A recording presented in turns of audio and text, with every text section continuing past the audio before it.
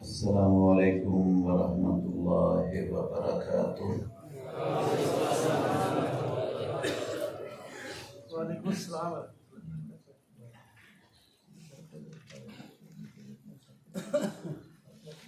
ان الحمد للہ نحمده ونستعینه ونستغفره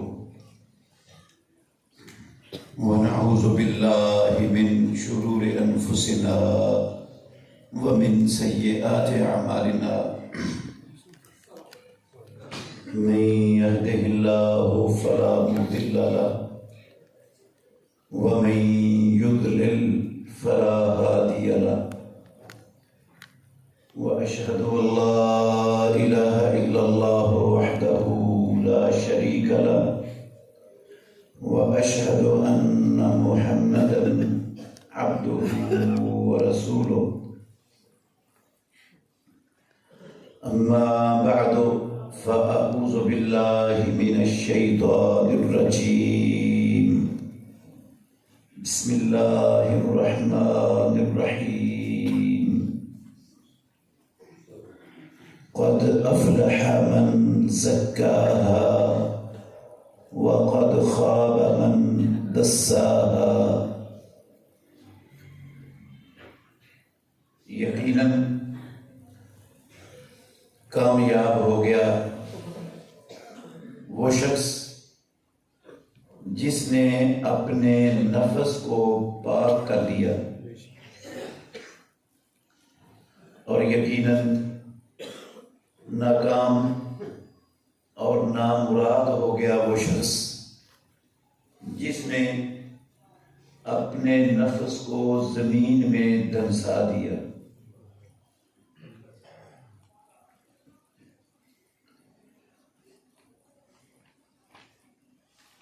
ہر قسم کی حمد و ثنا اللہ وحدہ لا شریک کی ذات اقدس کے لیے، بے شمار انگنت درود و سلام خاتم النبیین محمد الرسول اللہ صلی اللہ علیہ وآلہ وسلم کی ذات گرامی کے لیے۔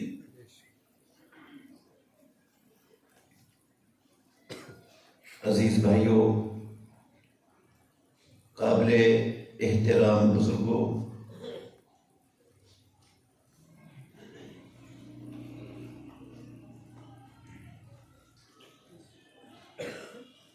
ہر انسان وہ کامیاب ہونا چاہتا ہے، چاہے مسلمان ہے چاہے کوئی غیر مسلم ہے۔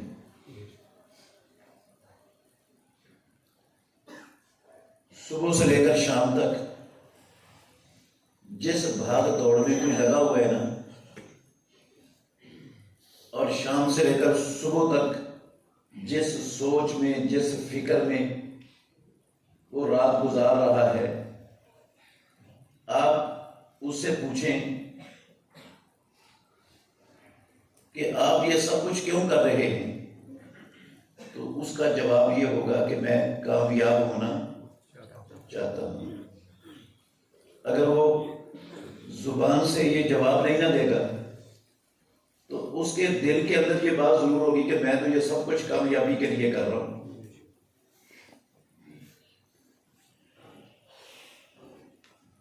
عزیز بھائیوں، کامیابی کے لیے تو ہر بندہ کوشش کر رہا ہے، کامیاب ہونا بھی چاہتا ہے، لیکن دنیا میں بسنے والے انسانوں کی اکثریت ان کو کامیابی کی سمجھ اور شعور ہے ہی نہیں کہ کامیابی ہوتی کیا ہے۔ چاہتا ہے کامیابی، لیکن کامیابی کا پتہ سمجھ ہی نہیں ہے کامیابی کہتے کس کو۔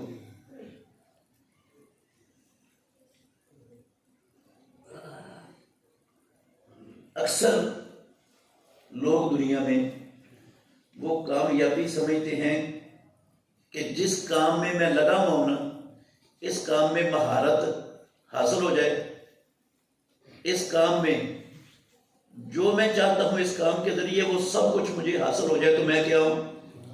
کامیاب ہوں۔ طالب علم سمجھتے ہیں ہمیں ڈگریاں مل جائیں، ایم فل کی مل جائے، پی ایچ ڈی کی مل جائے تو ہم کامیاب ہو جائیں گے۔ تاجر سمجھتا ہے کہ میری ایک فیکٹری ہے، 2-3 فیکٹریاں اور لگ جائیں تو میں کامیاب ہو جاؤں گا۔ زمیندار سمجھتا ہے میرے پاس آدھا مربع زمین ہے، کوئی 2-4 مربع ہو جائیں تو میں کامیاب ہوں۔ ہر بندہ جس پیشے کے ساتھ منسلک ہے وہ اس میں ترقی تک جانے کا نام رکھتا ہے کیا؟ کامیابی۔ جو سیاستدان ہیں وہ یہ سمجھتے ہیں کہ اگر میں ایم پی اے یا ایم این اے بن گیا تو میں کامیاب ہوں۔ مگر میرے بھائیوں، ان میں سے کسی چیز کو کامیابی کہنا یہ حماقت کے سوا کچھ بھی نہیں، حماقت ہے یہ، کیونکہ یہ ساری چیزیں بہت جلد بندے سے چھن جانے والی ہیں، یہ بندے کے پاس ہمیشہ رہنے والی چیزیں نہیں ہیں۔ نہ پہلے کسی کے پاس دنیا میں یہ رہی ہیں اور نہ آج ہم میں سے کسی کے پاس یہ چیزیں ہمیشہ رہنی۔ اور جو چیز جلد چھن جانے والی ہو، ختم ہو جانے والی ہو، اس کے پیچھے بھاگنا دوڑنا، اس کو حاصل کرنا، یہ کامیابی نہیں ہو سکتی۔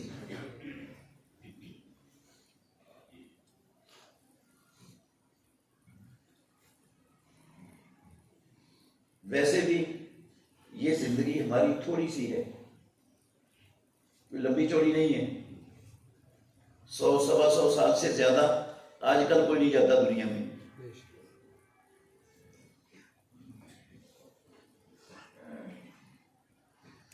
اور جو اگلی زندگی ہے نا، وہ ہمیشہ ہمیشہ کی زندگی ہے۔ وہاں اللہ نے موت کو ذبح کر دینا ہے، وہاں موت کا تصور بھی ختم ہو جانا ہے، اور وہاں اس زندگی میں انسانوں کے رہنے کی ہمیشہ 2 ہی جگہ ہیں، تیسری ہمیشہ کی کوئی جگہ ہے ہی نہیں، صرف 2 جگہ۔ اس دنیا میں رہنے کے لیے انسانوں کے پاس بہت سی جگہیں ہیں، بہت جگہیں ہیں۔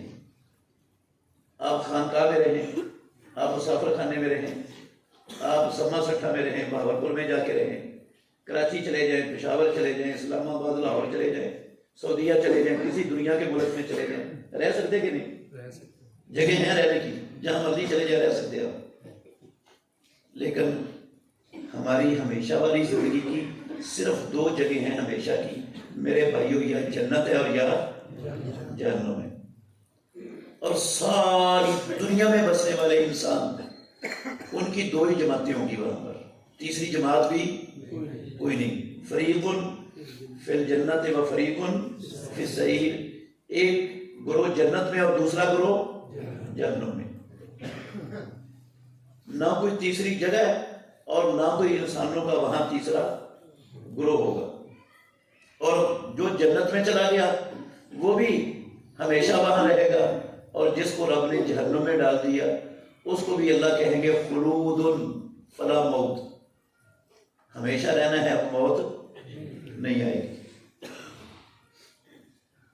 میرے بھائیوں، کامیابی اس چیز کا نام ہے، کامیابی اس کو کہتے ہیں فمن زحزح عن النار وادخل الجنت فقد فاز، جسے جہنم سے بچا لیا گیا اور جنت میں داخل کر دیا گیا، یقیناً یہ کامیاب ہے، اس کا نام کامیابی ہے۔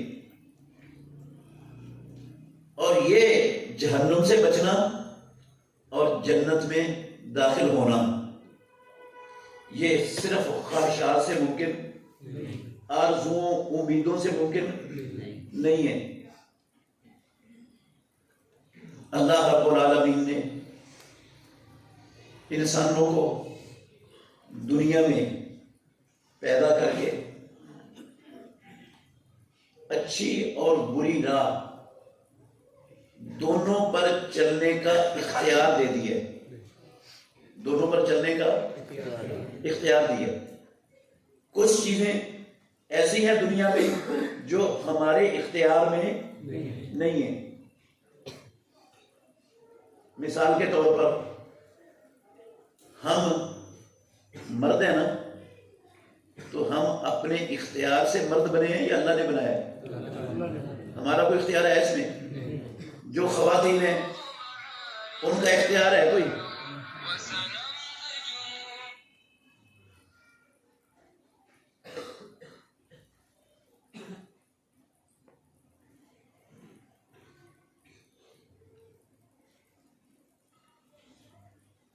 ہم پاکستان میں پیدا ہوئے، اپنی مرضی اور اختیار سے پیدا ہوئے؟ اس دور میں اپنی مرضی سے پیدا ہوئے؟ نہیں، اس میں ہمارا اختیار نہیں ہے۔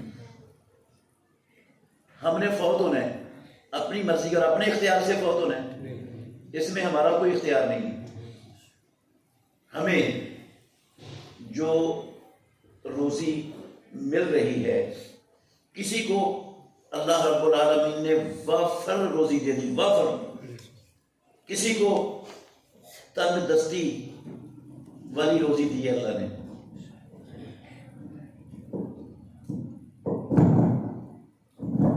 کہانی بات ہے، کسی کو اللہ نے تنگ دست بنا دیا دنیا میں۔ یہ خوشحال ہونا، تنگ دست ہونا، متوسط ہونا، یہ ہمارے اختیار میں نہیں ہے، یہ رب کے اختیار میں ہے۔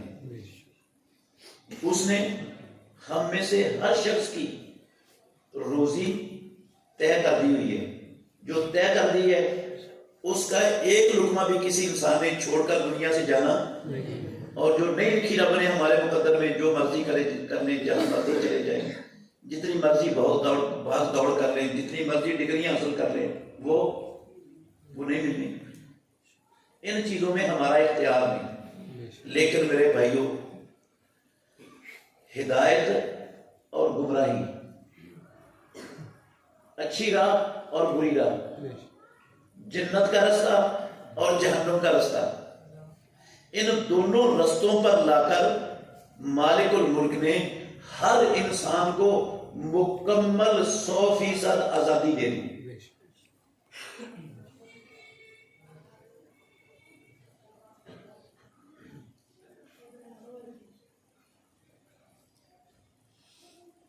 دونوں رستوں کا انجام بھی بتا دیا کہ اس رستے پر چلو گے تو نتیجہ یہ ہوگا، اس رستے پر چلو گے تو نتیجہ یہ ہوگا، یہ کام کرو گے تو ان کاموں کی وجہ سے یہ چیز آپ کو مل سکتی ہے، یہ کام کرو گے تو ان کاموں کی وجہ سے یہ کچھ ملے گا۔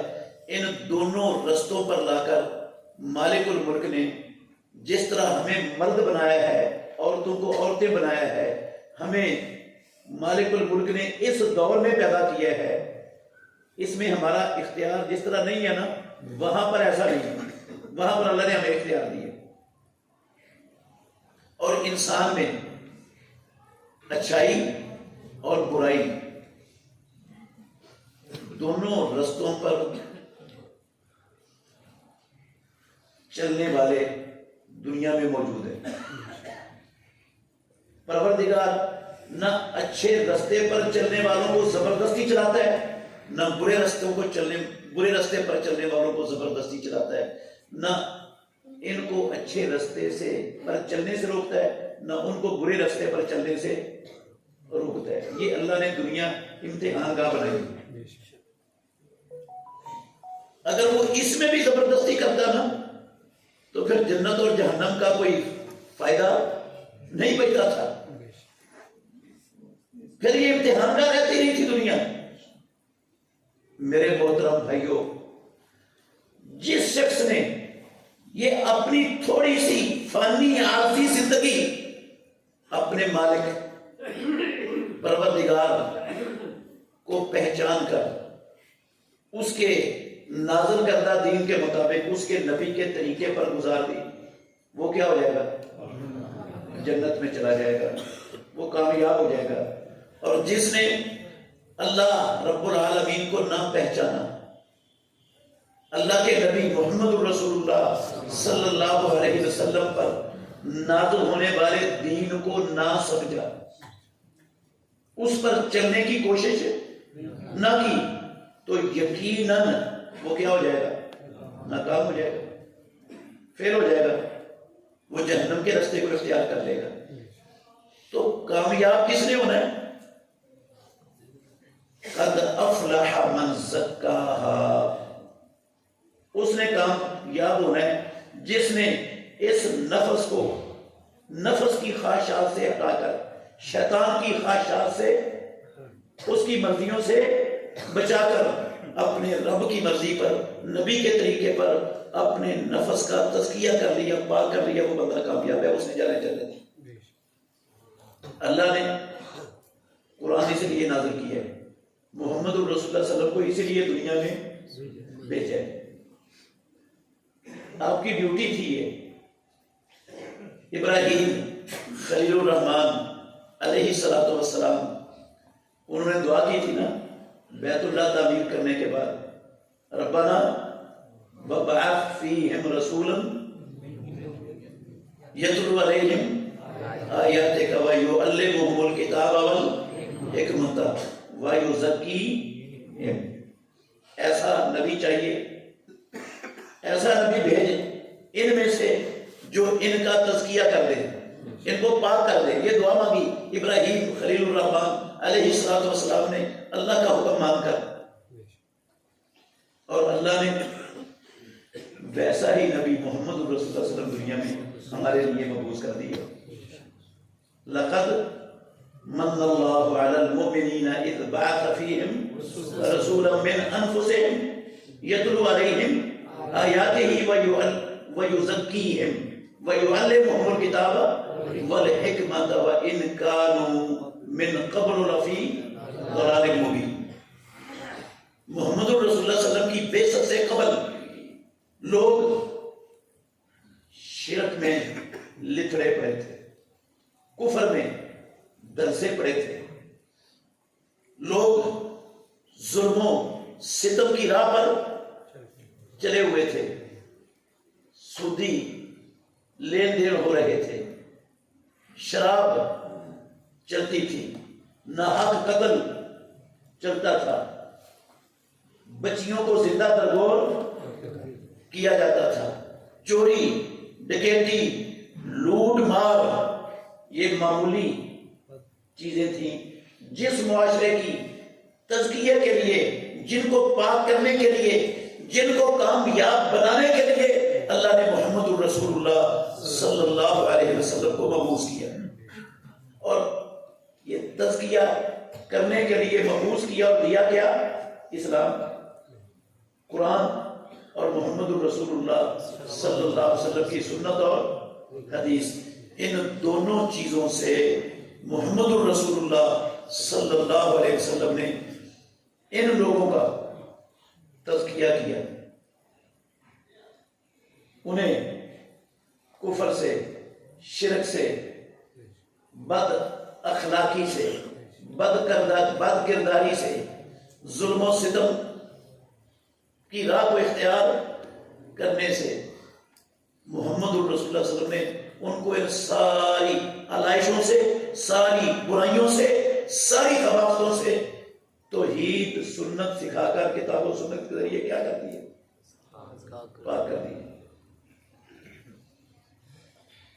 جو ایک دوسرے کے ہمیشہ کے لیے دشمن تھے، چھوٹی چھوٹی باتوں پر جھگڑے، فتنے، فساد جن کی گھٹی کے اندر موجود تھے،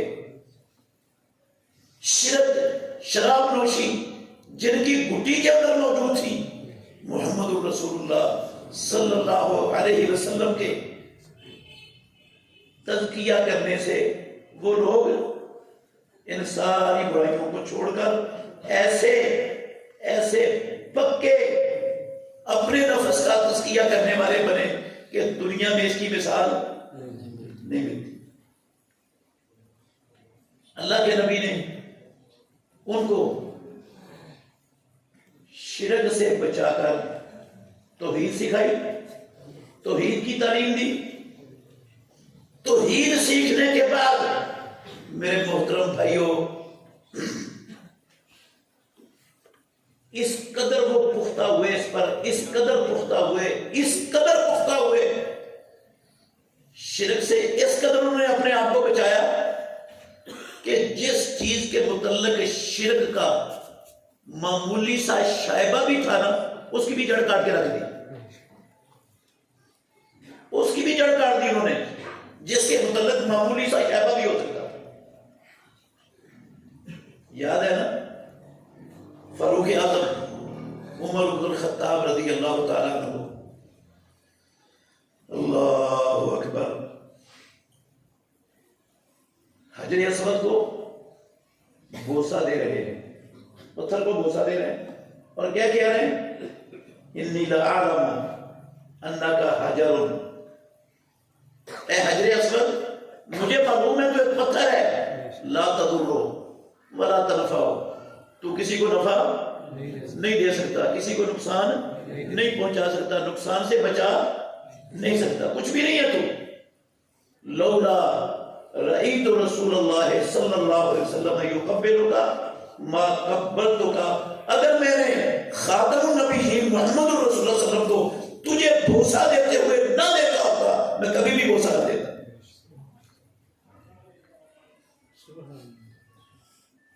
یہ لفظ کیوں کہہ رہے ہیں؟ کوئی یہ نہ سمجھ لے شاید یہ پتھر کی پوجا کر رہے ہیں، یہ پتھر کی عبادت کر رہے ہیں، یہ پتھر کو چوم رہے ہیں۔ کہتے ہیں اس لیے چوم رہا ہوں، نہ تو نفع دے سکتا ہے نہ نقصان دے سکتا ہے، اس لیے چوم رہا ہوں کہ محمد رسول اللہ صلی اللہ علیہ وسلم نے چوما، نہ ہوتا تو کچھ بھی نہیں۔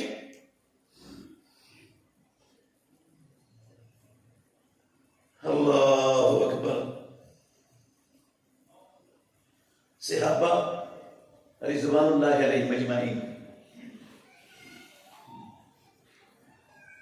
اسلام کی آمد سے قبل شراب حلال تھی، بناتے بھی تھے، بیچتے بھی تھے، پیتے بھی تھے، سارا کچھ ہوتا تھا، حلال تھی شراب۔ جب شراب حرام ہوئی نا، کیسا تذکیہ کیا محمد رسول اللہ نے، جس کام سے روک دیا، جس کو حرام کر دیا، جس سے منع کر دیا، آسمان ٹوٹ سکتا تھا، زمین پھٹ سکتی تھی، اللہ کی قسم وہ اس کا ارتکاب نہیں کرتے تھے۔ شراب کی حرمت کا حکم نازل ہوا آخری، تو رسول مکرم صلی اللہ علیہ وسلم کا ایلچی اعلان کر رہا ہے مدینہ طیبہ کی گلیوں میں، الا ان الخمر قد حرمت، لوگوں شراب حرام کر دی گئی۔ صحیح مسلم شریف کے اندر ہے، حضرت ابو طلحہ انصاری رضی اللہ عنہ کہتے ہیں، انس بن مالک رضی اللہ عنہ راوی ہیں، ہم ابو طلحہ انصاری کے گھر میں ان کی بیٹھک میں تھے، شراب کا دور چل رہا تھا۔ انس بن مالک سب سے چھوٹے تھے، وہ ساقی تھے، پلا رہے تھے، صحابہ پی رہے تھے۔ کچھ لوگ پی چکے تھے، کچھ اپنی باری کے منتظر تھے۔ آواز پڑی کان میں کہ اللہ اور اس کے رسول نے شراب کو کیا کر دیا؟ حرام کر دیا۔ صحیح مسلم میں ہے، وہ جو پیالہ ہاتھ میں پکڑا ہوا ہے نا، اس کو ایک گھونٹ بھی اس سے پینا کسی نے گوارا نہیں کیا، ایک گھونٹ پینا گوارا نہیں کیا۔ ایسا تزکیہ کیا محمد الرسول اللہ صلی اللہ علیہ وسلم نے، جس سے منع کر دیا ہمیشہ کے لیے اسے کیا ہو گیا؟ روک گئے، باز آ گئے۔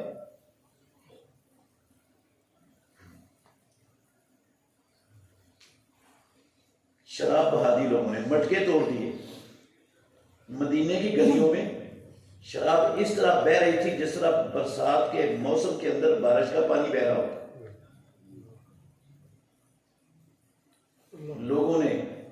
طلبا کی مال کی بنی ہوئی چیز ہے، مال ضائع ہوگا، ہم پہلے معاشی طور پر کمزور ہیں، اس کو بیچ کر نہیں کھاتے نہیں پیتے، اس کو کافروں کو بیچ کر فوائد حاصل کر لیں گے دنیا کے، نہیں، جو حرام ہو گیا بس ختم، حکم آ گیا اللہ کا اور اللہ کے رسول کا، بس اس کے بعد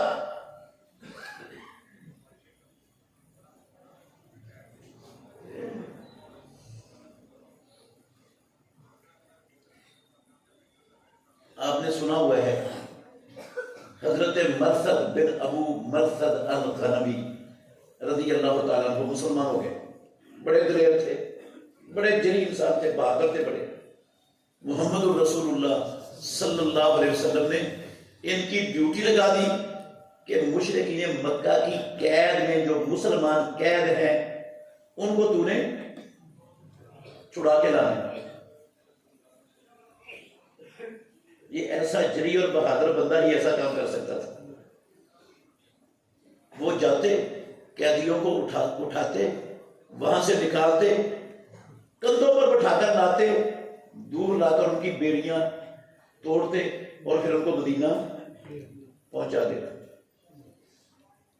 کہتے ہیں ایک دن میں اپنے اسی مشن پر، جس مشن پر محمد الرسول اللہ صلی اللہ علیہ وسلم نے ڈیوٹی لگائی تھی، چاندنی رات تھی، میں ایک قیدی کو لینے کے لیے ایک دیوار کے جو ہے نا وہ سائے میں کھڑا تھا، میرا بھی سایہ تھا. ایک خاتون عناق جس کا نام تھا، اس نے سایہ دیکھا، آگے بڑھی تو اس نے ابو مرثد بن ابو مرثد الغنوی رضی اللہ عنہ کو پہچان لی. کہنے لگی ابو مرثد ہو؟ کہا ابو مرثد ہو. کہا آج ہمارے پاس رہو. کہا محمد الرسول اللہ صلی اللہ علیہ وسلم کا کلمہ پڑھ چکا ہوں. ہمارے نبی نے یہ کام جو جاہلیت میں شرک میں ہم کرتے تھے اس کو ہم پر حرام کر دیے. وہ بدکاری کی دعوت دے رہی ہے، پرانی آشنائی بھی ہے ان کی، لیکن جس کو منع کر دیا محمد الرسول اللہ صلی اللہ علیہ وسلم نے، ایسی طہارت ان کی ایسا ان کو پاک صاف بنایا شرک سے، بدکاری سے، ہر گناہ سے، ہر نافرمانی سے، کہ دوبارہ انہوں نے اس کی طرف جانے کی جرات اور جسارت نہیں کی. میرے بھائیوں، محمد الرسول اللہ صلی اللہ علیہ وسلم نے جن لوگوں کی تربیت کی، تزکیہ کیا، ان کو نافرمانیوں سے، شرک سے، کفر سے، ظلم سے، بد کرداری سے، بد اخلاقی سے، دنیا کی ہر برائی سے، ناحق قتل و غارت سے روکا. جب وہ ان برائیوں سے باز آ گئے، اللہ نے ان کو چھوٹی سی بستی سے اٹھا کر ساری زمین کا مالک بنا دیا. ساری کائنات قیامت تک آنے والے لوگوں کا امام بنا دیا. انہیں عزت بھی دی، آزادی بھی دی، کامیابی بھی دی، خوشحالی بھی دی، حکومت اور خلافت بھی عطا کی، رب نے امامت بھی دی، اور جنت کا سرٹیفکیٹ بھی اللہ نے عطا کیا. کیا کیا تھا؟ ان برائیوں کو، محرمات کو، گناہوں کو، نافرمانیوں کو، اور برے اعمال کو، اقوال کو جو انسانوں کو ہمیشہ کے لیے ناکامی کی راہ پر چلانے والے تھے، ان سے پاک کیا، روکا. اللہ رب العالمین نے سب کچھ ان کو عطا کر دی. اور آج محمد الرسول اللہ صلی اللہ علیہ وسلم جس طرح ان کے نبی ہیں، ہمارے بھی نبی ہیں.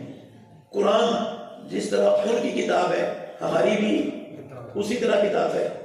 محمد الرسول اللہ صلی اللہ علیہ وسلم کی سنت اور حدیث جس طرح ان کے لیے ایک مصدر تھا، شریعت کا، دین کی بنیاد تھی، اسی طرح ہمارے لیے بھی ہے، ساری دنیا کے مسلمانوں کے لیے. میرے بھائیوں، اللہ اکبر، وہ قرآن بھی موجود ہے، وہ محمد الرسول اللہ صلی اللہ علیہ وسلم کی سنت بھی موجود ہے. اللہ کے قرآن، نبی کی سنت کی دعوت دینے والے علماء بھی موجود ہیں، مگر تربیت، تزکیہ اس کا ہمارے معاشرے سے नामो निशान मिट रहा है, मिटता जा रहा है।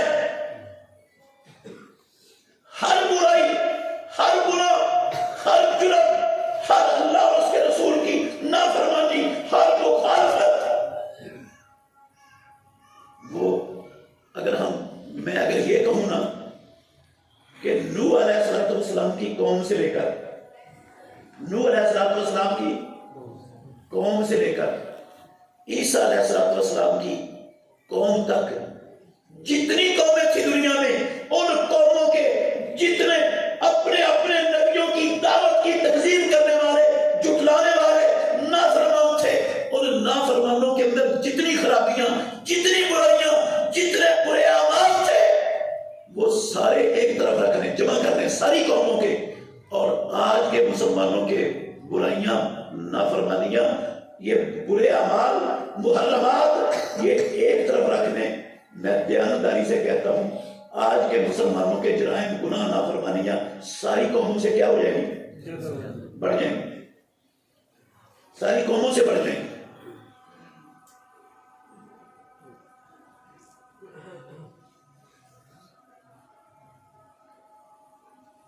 मुशरिकीन मक्का थे ना, मैं अल्लाह के घर में बैठा हूं, कच्ची बात इंशाल्लाह नहीं करूंगा।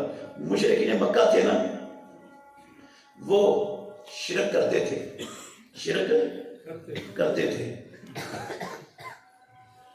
आज भी मुसलमान शिरक करते हैं।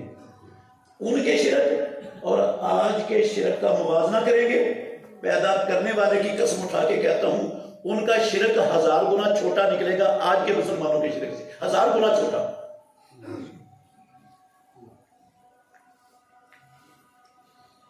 और आज ऐसे ऐसे लोग दुनिया में मौजूद है, पैदा हो गए, अल्लाह की कसम, जिन्होंने तौहीद को शिरक बना दिया और शिरक को तौहीद बना दिए, मौजूद है। एक सिर्फ हवाला दूंगा, लंबी बात नहीं करूंगा इंशाल्लाह, गौर से सुनेंगे तो आपको फायदा होगा। किताबों में भी लिखा हुआ है, मिंबरों पर, मेहराबों पर, प्रोग्रामों में ये सरेआम बयान भी होता है कि अल्लाह रब्बुल आलमीन को मुस्तकिल समझकर, उसको खुदा समझकर, उसको माबूद, रब और इलाह मानकर जो काम किए जाते हैं ना, वो काम क्या है? इबादत अल्लाह की। क्या मानकर? अल्लाह को माबूद मानकर, इलाह मानकर, खुदा और रब समझकर जो काम अल्लाह के लिए किए जाते हैं, वो अल्लाह की क्या है? इबादत है। और वही सारे काम अगर हम अल्लाह के अलावा किसी हस्ती के लिए, किसी बुजुर्ग के लिए, किसी नेक वली के लिए, अल्लाह के लिए, अल्लाह के नबी के लिए वही काम करें, उसको गैर मुस्तकिल समझकर, उसको इलाह ना समझे, माबूद ना समझे, उसको गैर मुस्तकिल समझकर वही काम करें, तो वो उसकी इबादत नहीं होगी। मिसाल भी दे देता हूं, वो कहते हैं हम रुकू करते हैं अल्लाह को रब समझकर, खुदा समझकर, माबूद और इलाह समझकर, तो ये क्या है? अल्लाह की इबादत। अगर किसी नेक हस्ती के लिए, बुजुर्ग के लिए, अल्लाह के वली के लिए रुकू करें, झुक जाए उसके सामने, सजदा भी कर दें उसके कदमों में, और उसको अल्लाह ना समझे, माबूद और इलाह ना समझे, तो ये शिरक नहीं है, ये उस बुजुर्ग की क्या है? ताज़ीम है, ये उसकी इज्जत है, ये उसका एहतराम है। और शिरक तब होता है जब अल्लाह के सिवा किसी की क्या की जाए? इबादत। और इबादत तब बनती है जब उसको रब का दर्जा देंगे, फिर इबादत होगी, और जब रब का दर्जा नहीं देते तो इबादत ही नहीं होगी। मेरे भाइयों, इतना खौफनाक दजल है अल्लाह की कसम, जो मुझे अपने मक्का से भी 1000 गुना आगे है। मुशरिकीन मक्का मोहम्मद रसूलुल्लाह सल्लल्लाहु अलैहि वसल्लम के सारी जिंदगी दावत को ठुकराने वाले, आपसे लड़ने वाले, जंगें करने वाले, दुश्मनी करने वाले, अजियतें देने वाले मुसलमानों को, वो भी अल्लाह के सिवा जिनकी इबादत करते थे उनको खुदा नहीं समझते थे, उनको मुस्तकिल नहीं समझते थे, उनको माबूद और इलाह जानकर ये काम नहीं करते थे। वो माबूद الہ صرف کس کو جانتے تھے؟ اللہ کو.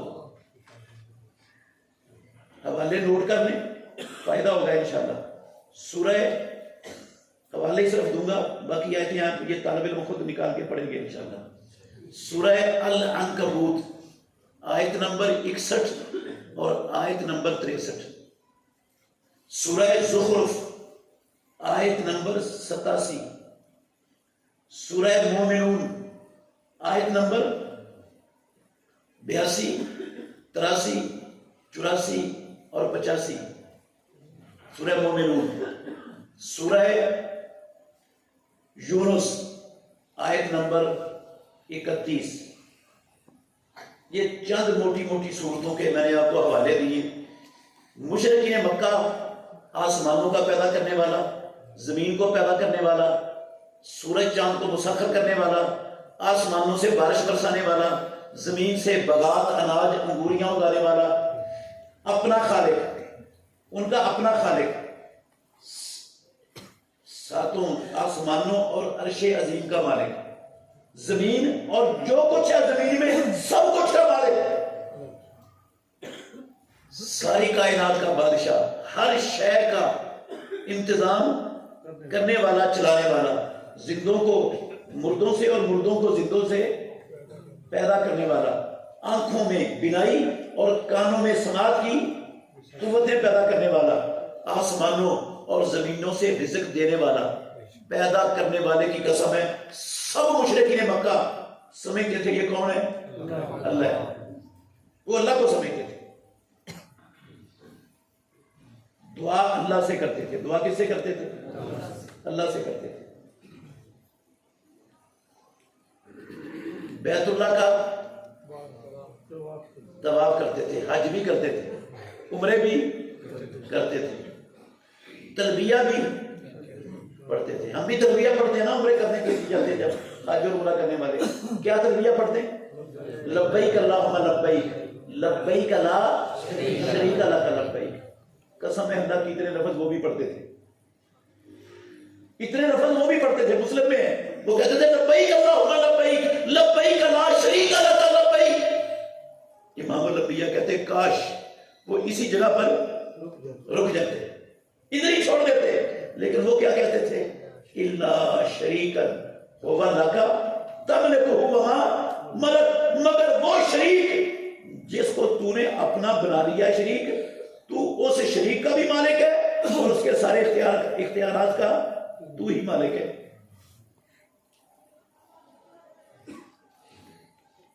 حلال و حرام کی تمیز بھی رکھتے تھے. بیت اللہ حلال کمائی سے بنایا تھا, آدھا بنا سکے تھے, آدھا اس لیے نہیں بنایا حرام پیسہ لگانا نہیں چاہتے تھے وہ بیت اللہ. پھر مشرک اور کافر کیوں تھے؟ وہ سب کچھ تو اللہ کو جانتے, دعا اللہ سے کرتے تھے. وَإِذْ قَالُوا اللَّهُمَّ إِنْ كَانَ هَذَا هُوَ الْحَقَّ مِنْ عِنْدِكَ فَأَمْطِرْ عَلَيْنَا حِجَارَةً مِنَ السَّمَاءِ أَوْ ائْتِنَا بِعَذَابٍ أَلِيمٍ. اگر محمد کی دعوت حق اور سچ ہے, ہمارے اوپر پتھروں کی بارش نازل فرما دے. مشرکین مکہ کس سے دعا مانگ رہے ہیں؟ اللہ سے مانگ رہے ہیں. کافر کیوں تھے؟ مشرک کیوں تھے؟ وہ غور کرنا میرے بھائیوں. 18 نمبر آیت ہے سورہ یونس کی, لفظ بھی سننا. اللہ کہتے ہیں وَيَعْبُدُونَ مِن دُونِ اللَّهِ, لفظ میرے نہیں, نہ کسی مولوی صاحب کے قرآن کے لفظ ہیں. وَيَعْبُدُونَ مِن دُونِ اللَّهِ, اور وہ اللہ کے سوا, اللہ کے سوا عبادت کرتے ہیں. وَيَعْبُدُونَ, وہ عبادت کرتے ہیں, مِن دُونِ اللَّهِ, اللہ کے سوا, مَا لَا يَضُرُّهُمْ وَلَا يَنفَعُهُمْ, ان کی جو نہ ان کو نفع دیتا ہے نہ نقصان دیتا ہے, نہ نقصان سے بچا سکتا ہے. کہتے کیا ہیں؟ ہَؤُلَاءِ شُفَعَاؤُنَا عِندَ اللَّهِ, یہ اللہ ہے, یہ اللہ ہے. کیا ہے یہ؟ سفارشی ہیں اللہ کے. اللہ نہیں ہے یہ, اللہ نہیں ہے یہ, سفارشی ہیں. سفارشی کا مطلب وہ ہوتا ہے جو اختیارات والے کے ساتھ تعلق رکھتا ہے, دوست ہے, رشتہ دار ہے اس کا, اس کو سفارش بناتے ہیں, سفارشی بناتے ہیں تاکہ وہ اصل اختیارات والے سے ہمارا مسئلہ حل کروا دے. اصل اختیارات کا مالک کس کو سمجھتے تھے؟ اللہ. کس کو سمجھتے تھے وہ؟ اللہ کو ہی. تو ان کو کیوں، ان کی عبادت کیوں کرتے تھے؟ اس کا مطلب ہے اللہ کے علاوہ کسی کو سفارشی بھی سمجھو، اللہ نہ بھی سمجھو تو وہ اس کی کیا ہوتی ہے؟ کس نے کہا عبادت ہوتی ہے؟ اللہ نے کہا یہ عبادت ہے۔ اور آج اللہ کی قسم مسلمان کہتے ہیں یہ عبادت نہیں، یہ کیا ہے؟ تعظیم ہے۔ محمد رسول اللہ صلی اللہ علیہ وسلم صرف امام الانبیاء نہیں، نوح علیہ السلام سے لے کر امام الانبیاء تک جس شرک کی تردید کرنے کے لیے آئے، آج اللہ کی قسم اس شرک کا نام اسلام رکھ کے مسلمانوں کے اندر پھیلایا جا رہا ہے۔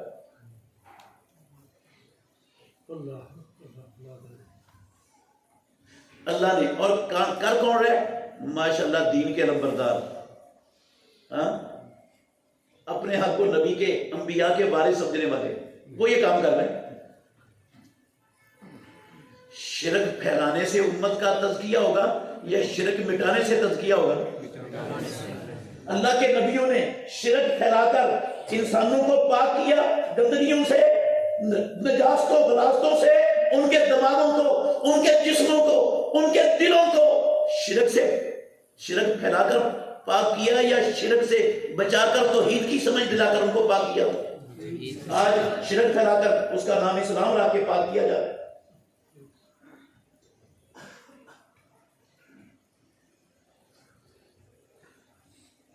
پھر اللہ نے، توجہ کرنا ذرا، اللہ نے، اللہ کے رسول نے سود کو حرام کیا ہوا ہے، یہ ہوا نا؟ اور آج ممبر و محراب کے وارث، ممبر و محراب کے وارث جو انبیاء کے وارث سمجھتے ہیں اپنے آپ کو، وہ اس شرک کو حلال کر کے اس کے جواز کے فتوے دے رہے ہیں، جواز کے فتوے دے رہے ہیں۔ ان کے جواز کے فتووں سے پوری کی پوری امت اللہ اور اللہ کے رسول کے خلاف جنگ لڑ رہی ہے۔ شرک، جو شرک سب سے بڑا گناہ تھا، امام الانبیاء محمد رسول اللہ صلی اللہ علیہ وسلم نے شرک کو سب اور موبقات میں کہا 7 گناہ جو دنیا اور آخرت دونوں تباہ کر دینے والے ہیں، پہلا گناہ شرک ہے۔ ان گناہوں میں ایک سود بھی تھا، اتنا بڑا ہی گناہ، شرک جتنا بڑا گناہ ہے۔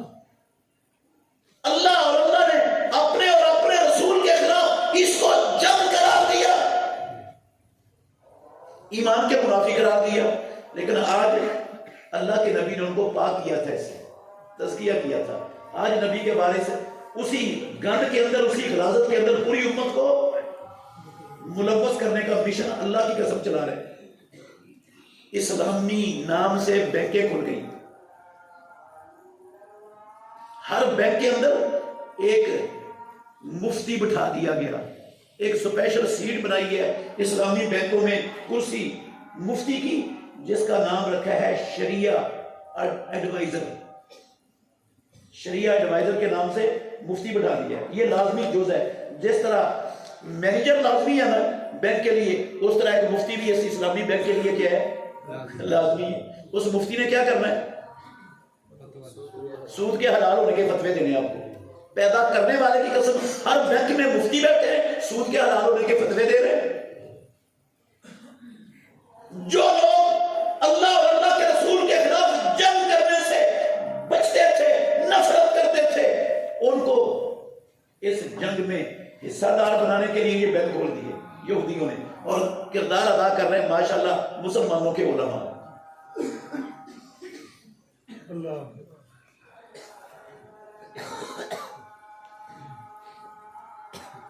میرے بھائیوں، اللہ نے محمد رسول اللہ صلی اللہ علیہ وسلم کو اپنی ساری مخلوقات میں سب سے زیادہ عزت اور عظمت والا بنایا۔ ایسے ہی ہے نا؟ کسی کو شک نہیں، کسی کو اختلاف نہیں ہے، کسی مسلمان کو۔ لیکن محمد رسول اللہ کو پابند کر دیا اللہ نے۔ پابند کس بات کا پابند کیا؟ فَاحْكُمْ بَيْنَهُمْ بِمَا أَنزَلَ اللَّهُ إِلَيْكَ، اے محمد صلی اللہ علیہ وسلم، جو اللہ مالک الملک نے آپ کو دین دیا ہے، جو رب کی وحی آپ پر نازل ہوئی ہے، اس اللہ کی وحی کے مطابق لوگوں کے فیصلے کرنے ہیں۔ اللہ کی وحی کو چھوڑ کر نہ اپنی خواہشات پر چلنا ہے اور نہ دنیا میں ان اہل کتاب میں سے کسی کی خواہشات پر چلنا ہے. اللہ کی وحی کو چھوڑ کر آپ خاتم النبیین ہو کر ان کی خواہشات پر چلو گے فَيُضِلَّكَ عَنْ سَبِيلِ اللَّهِ، یہ آپ کو جنت کے راستے سے ہٹا کر جہنم کی راہ پر چلا دیں گے. محمد رسول اللہ کو مخاطب ہے اللہ رب العالمین. آج میرے بھائیوں پوری دنیا میں مسلمان 5 درجن کے قریب حکومتیں ہیں مسلمانوں کی. ایک حکومت بھی ایسی آپ کو نہیں ملے گی، نہیں دکھا سکتے جو اللہ رب العالمین کے دین کے مطابق اپنی عوام کے فیصلے کر رہی ہو. اللہ کے دین کے مطابق فیصلے ہوتے ہو. جہاں سعودی عرب پر اللہ کا فضل ہے، کچھ نہ کچھ بہتر ہے، اچھائی ہے اس میں. باقی ایک ملک بھی آپ کو دنیا میں ایسا نہیں ملے گا. سب نے اللہ کے دین کی بجائے، رب کی وحی کی بجائے کس کو نظام مانا ہوا ہے، بنایا ہوا ہے؟ انسانوں کے بنائے ہوئے قانونوں کو، دستوروں کو. تزکیہ محمد الرسول اللہ صلی اللہ علیہ وسلم نے کیا تھا. جن جن گناہوں کو مٹایا تھا نا، وہ سارے کے سارے گناہ آج محمد الرسول اللہ کی امت کے اندر پائے جاتے ہیں.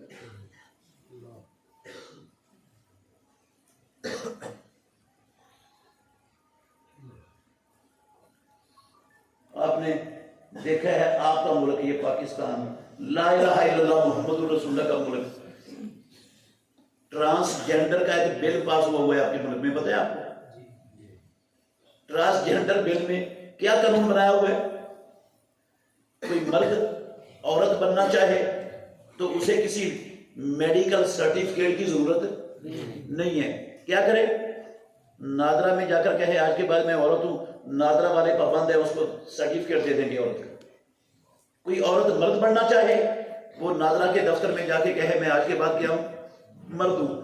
نادرا کے لوگ پابند ہیں، بغیر کسی چیک اپ کے اور بغیر کسی سرٹیفکیٹ کے اس کو مرد کا سرٹیفکیٹ دیں گے.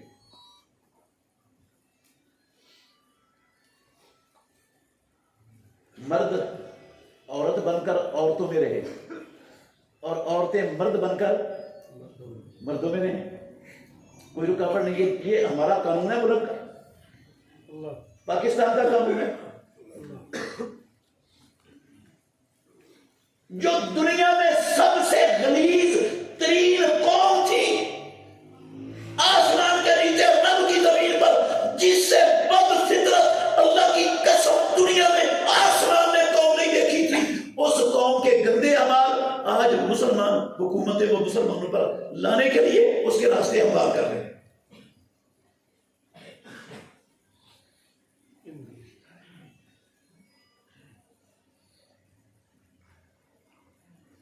اور اس کا نام کیا ہے؟ کامیابی. اس کو کیا سمجھتے ہیں؟ کامیابی. اس سے جنت ملے گی، اس سے امت کا تزکیہ ہوگا، اس سے امت کو عزت، آزادی، کامیابی ملے گی. ہاں کامیابی ملتی ہے اللہ اور اللہ کے رسول کے فرامین پر چل کر، پورے کے پورے اسلام میں داخل ہوگا. کامیابی تزکیہ اسلام سے ہوتا ہے. تزکیہ کسی اور چیز سے دنیا میں کوئی اللہ کی قسم تزکیہ کرنے والی کوئی شے ہے ہی نہیں. قرآن سے رہنمائی نہیں لیں گے، اللہ کے نبی کی سنت سے رہنمائی نہیں لیں گے، تزکیہ نہیں ہوگا معاشرے کا. آپ معاشرے کو نافرمانیوں سے، برائیوں سے، جرائم سے، محرمات کے ارتکاب سے نہیں پاک کر سکتے.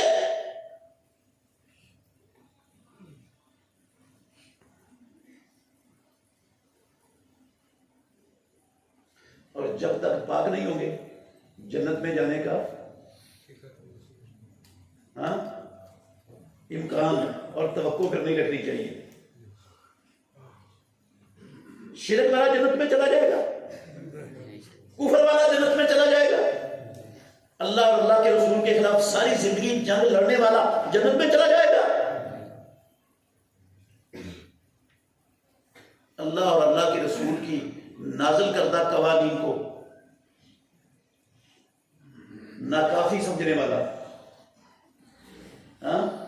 غیر مناسب سمجھنے والا، اس دور کے موافق نہ سمجھنے والا جنت میں چلا جائے گا. اس کا اور اس کے متحد لوگوں کا تزکیہ ہو جائے گا. لوگوں نے جس طرح شرک کو اسلام بنا لیا، جس طرح سود کو مسلمان بنا لیا، اسلامی بینکوں کے نام سے، تکافل کے نام سے بھی اسلامی، یہ جو انشورنس تھی نا، بیمہ، یہ تکافل کے نام سے اس کو بھی کلمہ پڑھا کے انہوں نے مسلمان بنا لیا. وہ سارا ہی سود ہے، سارا ہی جو ہے، اللہ کی قسم سود اور جوئے کا مرکب ہے، اور اس کو تکافل کے نام پر جو ہے نا مسلمانوں کے اندر پھیلایا جا رہا ہے، وہی سارا کچھ سسٹم.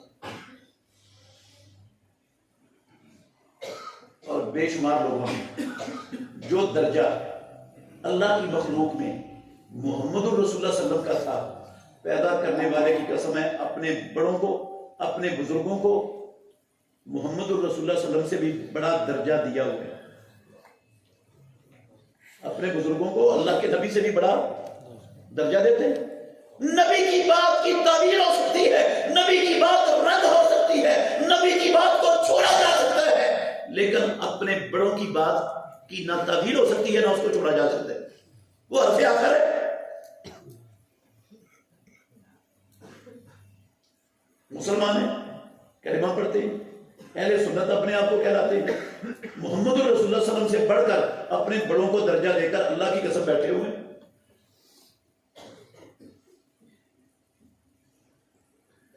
جب تزکیہ کیا تھا محمد رسول اللہ صلی اللہ علیہ وسلم نے مسلم لوگوں کا، مکے والوں کا، مدینے میں بسنے والوں کا، تو ان میں کتنے فرقے، کتنی پارٹیاں، کتنے گروہ تھے جو جن میں وہ لوگ بٹے ہوئے تھے. سب کچھ ختم تھا، سب کچھ ختم تھا. سب ایک دوسرے کے کیا تھے؟ اوپر جان نشاور کرنے والے، ایک دوسرے کے مفاد کو اللہ کی قسم اپنے مفاد پر مقدم رکھنے والے، ترجیح دینے والے. اور آج ہر بندہ دیندار بھی، نماز پڑھنے والا بھی، عقیدہ توحید رکھنے والا بھی، اللہ ماشاءاللہ کوئی تھوڑے ہوں گے ایسے جو اپنے مفاد پر دوسرے کے مفاد کو کیا سمجھتے ہو؟ مقدم سمجھتے ہو. وہ چھرا، ہر بندہ ہی چھرا لے کے بیٹھا ہوا ہے. جس کا جہاں بس چلتا ہے وہ کہتا ہے اس کا خون بھی پی لوں اور اس کی کھال بھی کیا کر لوں، اتار لوں. اس مشن پر ہے.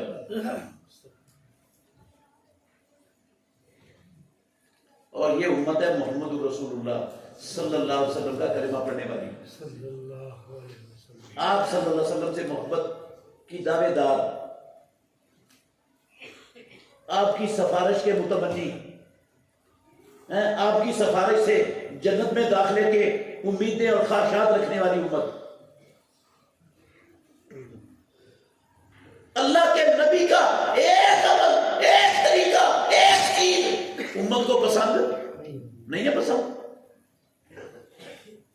نہ آپ کا عقیدہ پسند، نہ آپ کا عمل پسند، نہ آپ کا کردار پسند، نہ آپ کا اخلاق پسند، نہ آپ کی سیاست پسند، نہ آپ کی معیشت پسند، نہ آپ کا ہیئر سٹائل پسند، نہ آپ کا معاشرتی تہذیب و تمدن والا رویہ اللہ کی قسم مسلمانوں کو پسند ہی نہیں.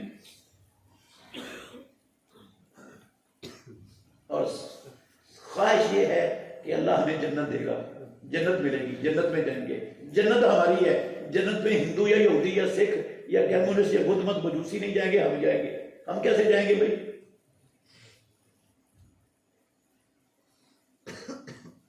وہ تو واقعتاً نہیں جائیں گے. کافر واقعتاً نہیں جائیں گے. جس نے محمد رسول اللہ صلی اللہ علیہ وسلم کا کلمہ نہ پڑھا وہ نہیں جائے گا جنت میں، خواہ وہ 100% تورات کی اصلی باتوں کو ماننے والا کیوں نہ ہو. موسیٰ علیہ السلام کو اللہ کا سچا نبی مان کر 100% موسیٰ عیسیٰ کی اطاعت کرنے والا کیوں نہ ہو. پیدا کرنے والے کی قسم جب تک محمد رسول اللہ کا کلمہ نہیں پڑھے گا وہ جنت میں نہیں جا سکتا. تو مسلمان اگر جنت میں جانا چاہتے ہیں تو پھر جن برائیوں سے، جن محرمات سے اللہ نے اور اللہ کے رسول نے روکا ہے، ان سب سے اپنے آپ کو، اپنے خاندانوں کو، اپنے معاشروں کو کیا کرنا ہوگا؟ پاک کرنا ہوگا ان سے. اور جو حکم، جو فرائض مالک الملک نے اپنے بندوں پر عائد کر دیے، ان سارے فرائض کو اپنا کر ہم رب کا تقرب حاصل کر سکتے ہیں؟ فرض سے بڑی کوئی شے بندے کو رب کا مقرب بنانے والی آسمان کے نیچے رب کی زمین پر نہیں ہے۔ حدیث قدسی ہے صحیح بخاری میں، رسول مکرم صلی اللہ علیہ وآلہ وسلم نے فرمایا، اللہ تعالیٰ نے کہا، اللہ نے فرمایا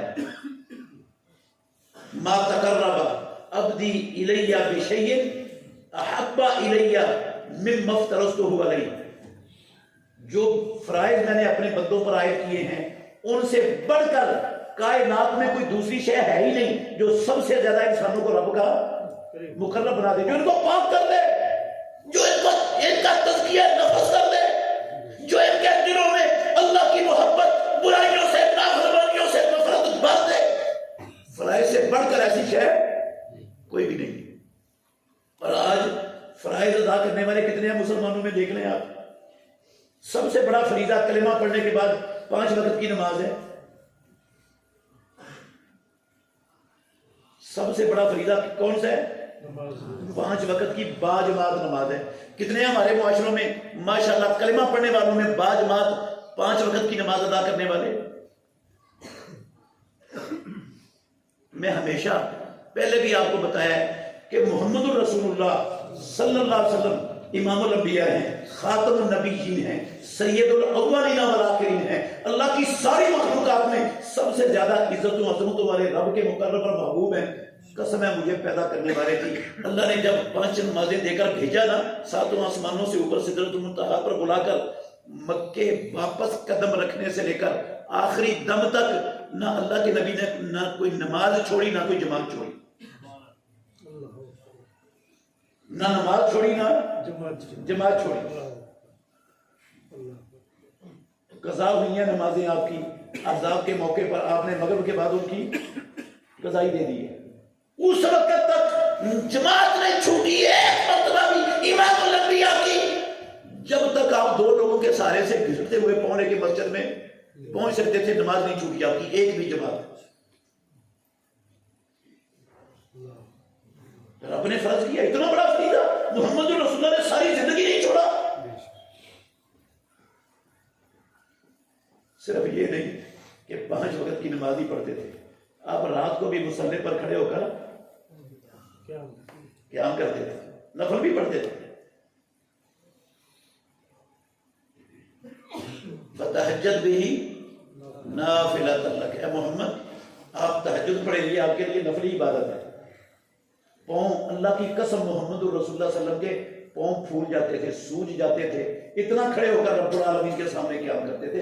وہ فارغ نہیں تھے، ہم سے زیادہ ذمہ داریاں، ہم سے زیادہ بوجھ اللہ کے نبی کے کندھوں پر تھا، دین کو غالب کرنے کا، کفر کی سازشوں کو ناکام کرنے کا، کفر کی قوتوں کو توڑنے کا، مسلمانوں کے بے شمار مسائل سارا کچھ حل کرتے تھے، اور ساتھ رات کو عبادت بھی کرتے تھے۔ صرف رمضان کے روزے نہیں رکھتے تھے، ساتھ نفلی روزے بھی رکھتے تھے۔ ہر مہینے کے 3 روزے ایام 20 کے رکھتے تھے، سوموار جمعرات کا رکھتے تھے۔ محرم کے روزے کثرت سے رکھتے تھے، شعبان میں کثرت سے روزے رکھتے تھے،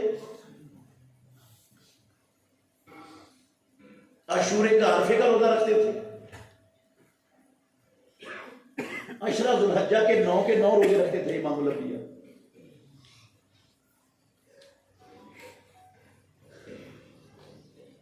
سفر میں چھوڑا ہے روزہ، سفر میں چھوڑا ہے امام، بغیر سفر کے کبھی روزہ کا ناغہ نہیں کیا ساری زندگی رسول اللہ صلی اللہ علیہ وسلم، اللہ کے نبی ہو کر، خاتم النبیین ہو کر۔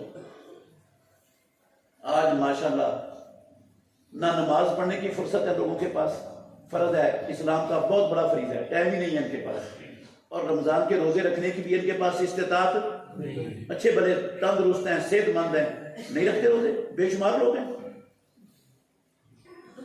حج کی استطاعت رکھتے ہیں لیکن حج نہیں کرتے، بے شمار لوگ ملیں گے آپ کو استطاعت رکھنے کے بعد بھی نہیں کیا زندگی میں، آج تک سوچ بھی نہیں ہے کرنے کی۔ عشر اور زکوٰۃ کا نصاب رکھتے ہیں، اللہ کی قسم نصاب ہونے کے باوجود اللہ کا حق ادا نہیں کرتے۔ کیسے تزکیہ ہوگا؟ کیسے پاکی کیسے حاصل ہوگی؟ طہارت کیسے ملے گی؟ جنت کے راستے پر کیسے چلیں گے؟ فرائض کے بغیر نماز کے پاک ہو سکتا ہے کوئی؟ بغیر فرضی روزے رکھنے کے پاک ہو سکتا ہے؟ فرضی حج اور زکات کو چھوڑ کر میں اور آپ پاکی حاصل کر سکتے ہیں؟ اب میرے بھائیو، امام الانبیاء نے اللہ کی قسم ایمان سکھایا تھا، ایمان کی تعلیم دی تھی، اور جس بندے کے اندر ایمان آ جاتا ہے پھر وہ کسی فرض میں کوتاہی نہیں ہونے دیتا۔ اور ایمان صرف کلمہ پڑھنے کا نام نہیں ہے، اہل حدیث اپنا نام رکھنے کا نام نہیں ہے، اہل سنت نام رکھنے کا نام ایمان نہیں ہے، مومن مسلمان کہلانے کا نام ایمان نہیں ہے، عاشق رسول اور غلام مصطفیٰ صدقے باری قربان کا نعرہ لگانے کا نام اللہ کی قسم ایمان نہیں ہے۔ ایمان کی امام الانبیاء نے فرمایا 60 سے زیادہ شاخیں ہیں، 60 سے زیادہ، صحیح بخاری میں روایت ہے 70 سے زیادہ شاخیں ہیں روایت میں۔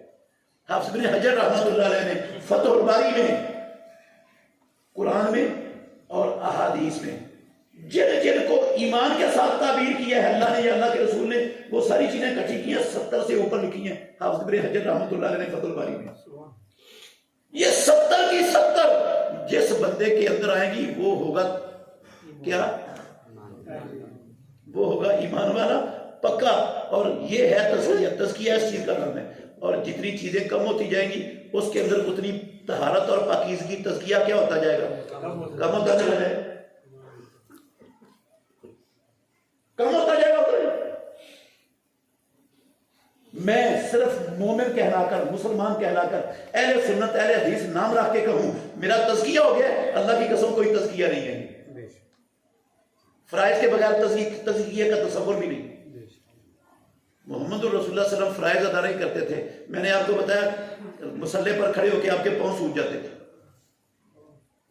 بہت بڑے کام تھے آپ کی، بہت بڑی ذمہ داریاں تھیں آپ کی، لیکن پھر بھی رات کو قیام نہیں ترک کرتے تھے۔ اللہ اکبر، صرف قیام نہیں، محمد الرسول اللہ صلی اللہ علیہ وسلم فرضوں کے ساتھ نوافل کا بھی بڑا اہتمام کرتے تھے۔ اللہ کو بھی بڑے پسند ہے نوافل۔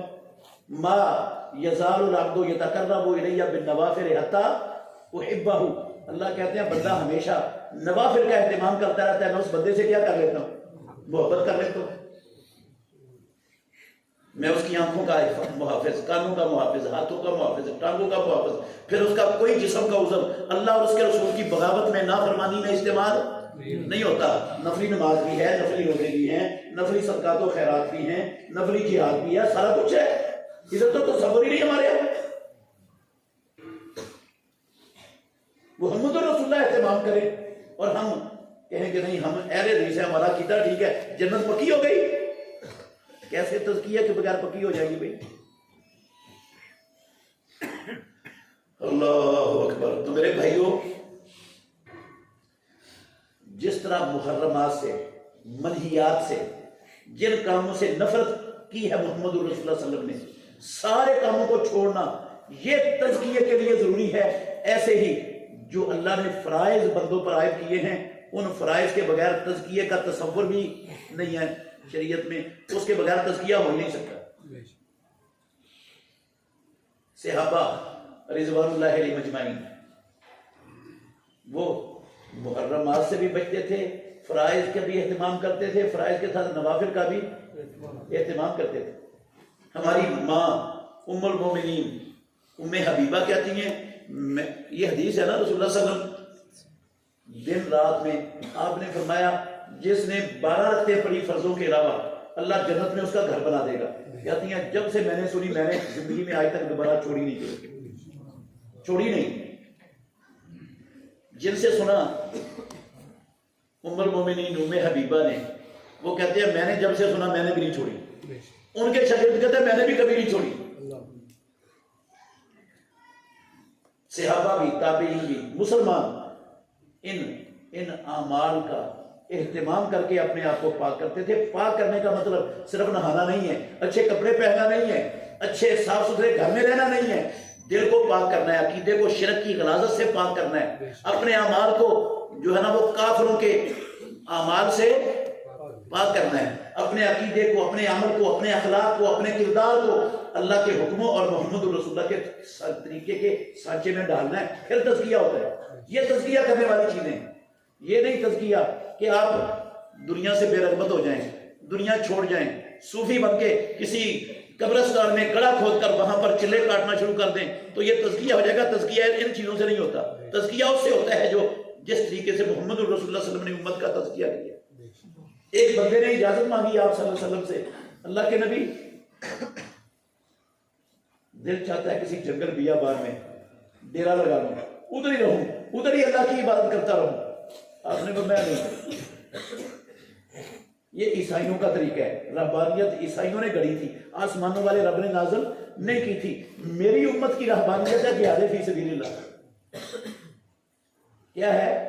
جہاد فی سبیل اللہ، اللہ کی زمین پر اللہ کے دین کے غلبے کے لیے، اسلام کو غالب کرنے کے لیے، اسلام کی دعوت کو ایک ایک بندے تک پہنچانے کے لیے اپنا کردار ادا کرنا، یہ ہے سیاحت میری امت کی، یہ ہے رہبانیت۔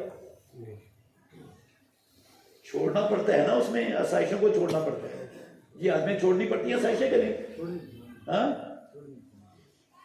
بڑی بڑی تکلیفیں اٹھانی پڑتی ہیں، بڑے بڑے خوفناک راستے عبور کرنے پڑتے ہیں، کئی کئی دن بھوکا رہنا پڑتا ہے، پانی پیاسا رہنا پڑتا ہے، درختوں کے پتے کھا کر گزارا کرنا پڑتا ہے۔ یہ ہے روحانیت اسلام کی جہاد۔ اور ادھر تو جہاد کا نام و نشان بھی نہیں، آج جہاد دہشت گردی بنا ہوا ہے ہمارے معاشرے میں، پوری دنیا میں مسلمانوں میں۔ کافروں نے تو دہشت گردی کہنا تھا، اللہ کی قسم ساری دنیا کے مسلمان بھی کیا سمجھتے؟ دہشت گردی سمجھتے۔ اسی لیے فلسطینیوں کے ظلم کو روکنے کے لیے، ان مظلوموں کا ساتھ دینے کے لیے کوئی دنیا میں مسلمان تیار نہیں ہے، تیار۔ اللہ اکبر۔ تو میرے بھائیوں، جہاد فی سبیل اللہ، اللہ کی زمین پر اللہ کے دین کو غالب کرنا ہر بندے کی اپنی استطاعت کے مطابق یہ بھی فرض ہے۔ فرض صرف نمازیں نہیں ہیں، صرف روزے نہیں ہیں، صرف زکوٰۃ اور حج نہیں ہے۔ ایک بات آپ نے مجھ سے سنی ہے نا، شیخ صاحب سے سنی ہے، ایک بات آپ کو سمجھ آئیے، اللہ اور اللہ کے رسول کی بات ہے۔ جب تک آپ، جہاں تک آپ کا حلقہ اثر ہے، آپ کا بس چلتا ہے، وہاں تک اس بات کو نہیں پہنچائیں گے، کامیاب نہیں ہو سکتے۔ تزکیہ ہو نہیں سکتا، نہیں ہو سکتا تزکیہ، فرض ہے، یہ فرائض میں شامل ہے۔ حکم ہے امام الانبیاء کا، الا فلیبلغ الشاہد منکم الغائب، جو آئے ہوئے وہ ان باتوں کو ان تک پہنچائیں جو حاضر نہیں ہے یہاں پر۔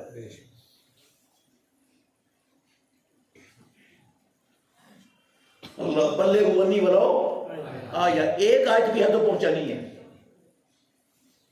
نہیں پہنچاؤ گے تو واتقوا فتنۃ لا تصیبن الذین ظلموا منکم خاصہ، پھر ظالم نہیں مارے جائیں گے، پھر اچھے نیک متقی پرہیزگار ماشاءاللہ تہجد پڑھنے والے وہ بھی اسی عذاب کا شکار ہوں گے جو نافرمانوں پر آئے گا، جن نافرمانیوں کو انہوں نے ٹھنڈے پیٹوں قبول کیا ہوا تھا معاشرے میں۔ کرداری کو یہ،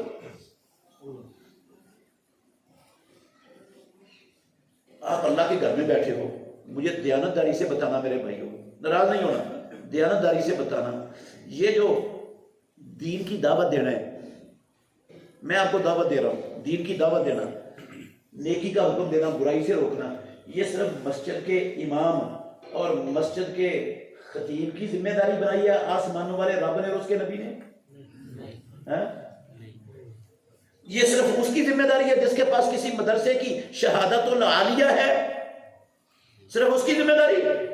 کس کی ذمہ داری ہے؟ ہر کلمہ پڑھنے والا، ایک بات بھی اس کو اللہ اور اللہ کے رسول کی یاد ہے، معلوم ہے، اللہ کی قسم اس پر فرض ہے، نہیں پہنچائے گا پکڑا جائے گا وہ رب کے اللہ۔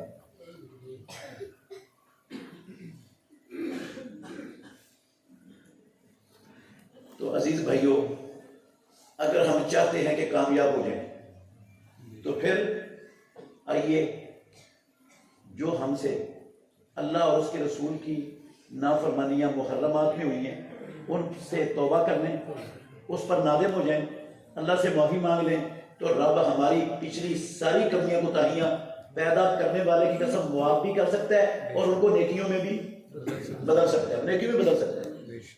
اور جن فرائض میں ہم سے کوتاہی ہو گئی ان سے بھی اللہ سے معافی مانگ لیں، توبہ کر لیں پکی سچی، اور آئندہ سے عہد کریں کہ جو میرے رب نے میرے نبی کے ذریعے یا قرآن کے ذریعے جو چیزیں فرض ہم پر کی ہیں، آج کے بعد اس میں سستی نہیں ہونے دوں گا. انشاءاللہ آپ اپنا بھی تزکیہ کر لو گے، اپنے خاندانوں کا بھی کر لو گے، اپنے معاشرے کا بھی کر لو گے، اور انشاءاللہ الرحمن جنت پانے میں کامیاب ہو جاؤ گے.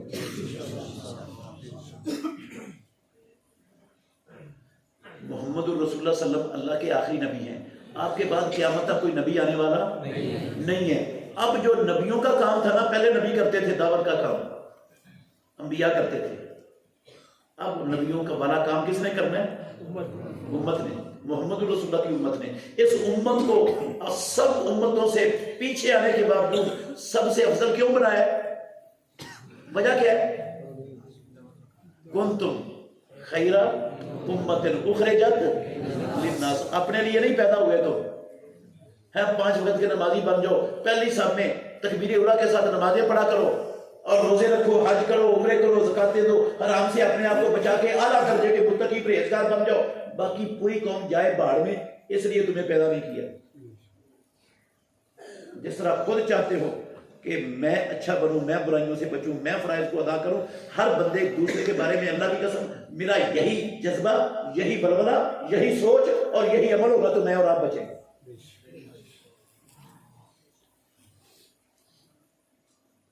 صحابہ نے یہ کام کیا تھا کہ نہیں کیا تھا؟ اللہ کے نبی نے ان کا تزکیہ کیا تھا. اللہ اکبر. تو میرے بھائیوں، بس میری یہ گزارش ہے، منت ہے آپ سے، ملک الموت نے پتہ نہیں کب ہمارے پاس آ جانا، کب یہ پھوٹ میرے اندر سے اور آپ کے اندر سے نکل جانی. کوئی بھروسہ نہیں ہے اس دنیا کی زندگی کا، کب اس نے ختم ہو جانا ہے، کوئی بھروسہ نہیں ہے. جب آ جائے گا نا ملک الموت، پھر مجھے اور آپ کو مہلت نہیں ملے گی. ابھی مہلت ہے ہمارے پاس، اس کو غنیمت جانیں، اس سے فائدہ اٹھائیں، اپنے آپ کو بھی نافرمانیوں، محرمات سے، گناہوں سے، تمام گناہوں سے بچانے کی سر توڑ کوشش کریں. اپنے گھر کے افراد کو بھی، رشتہ داروں کو بھی، ہمسایوں کو بھی، حلقہ اثر کے تمام لوگوں کو ان نافرمانیوں سے بچانے اور فرائض پر کاربند کرنے کی کوشش کریں. اللہ ہمیں سمجھنے کی، عمل کرنے کی توفیق عطا فرمائے. آخر دعوانا ان الحمدللہ رب العالمین.